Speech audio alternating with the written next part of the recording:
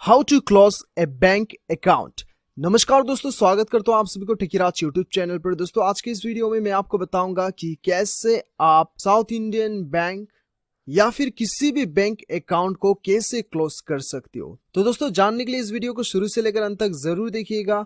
और यदि आपने मेरा चैनल को अभी तक सब्सक्राइब नहीं किया है तो चैनल को सब्सक्राइब करके उस बेल आइकन को जरूर दबाना ताकि मेरा हर अपडेट आप तक पहुंच सके। तो दोस्तों चलिए बिना देर के हुए शुरू करते हैं।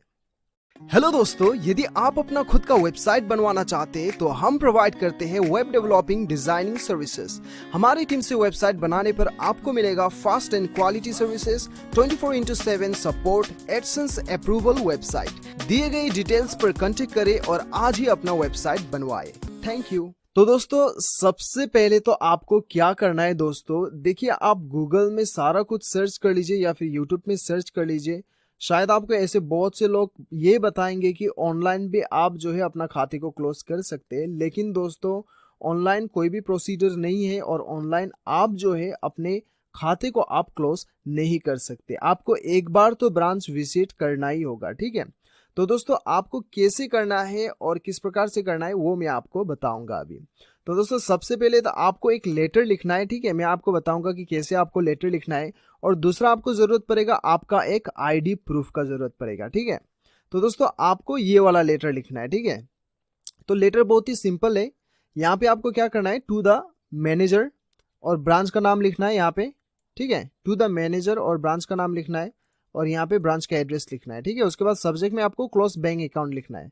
उसके बाद आपको लिखना है डियर बैंक या फिर डियर सर, डियर मैनेजर, जो भी आप लिखना चाहते हो वो लिख लीजिए। उसके बाद में आपको यहाँ पे लिखना है this letter is to inform that you kindly close my bank account. उसके बाद में आपका बैंक अकाउंट नंबर, ठीक है, इन योर बैंक।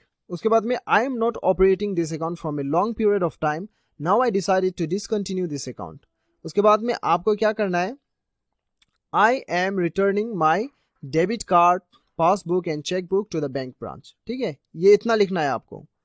और दोस्तों यदि आपके खाते पे पैसे पड़ा हुआ है और वो पैसे जो है आपने नहीं निकाले और आप डिमांड ड्राफ्ट के जरिए से या फिर आप जो है डायरेक्ट ट्रांसफर अपने दूसरे अकाउंट में करवाना चाहते हैं तो आपको लिखना है I request you to please return my existing balance through demand draft और transfer to my new account, ठीक है। ये आपको लिखना है। यदि आपके अकाउंट में पैसे पड़ा हुआ है और आप जो है डिमांड ड्राफ्ट के जरिए से या फिर ट्रांसफर अपने दूसरे अकाउंट में करवाना चाहते हैं तो आपको ये लिखना होगा। और यदि आपको जो है दोस्तों आपके अकाउंट में पैसे बिल्कुल भी नहीं है तो आपको ये इतना नहीं लिखना है, ऐसे ही छोड़ देना है, ठीक है। उसके बाद में आपको थैंकिंग यू योर सिंसियरली आपका नाम लिखना होगा, यहाँ पे आपका अकाउंट नंबर और डेट लिख दीजिएगा, ठीक है।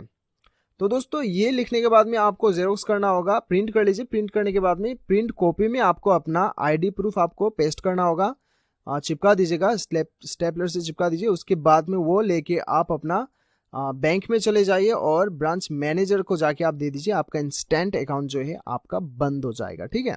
इस प्रकार से आपका अकाउंट जो है बंद हो जाएगा।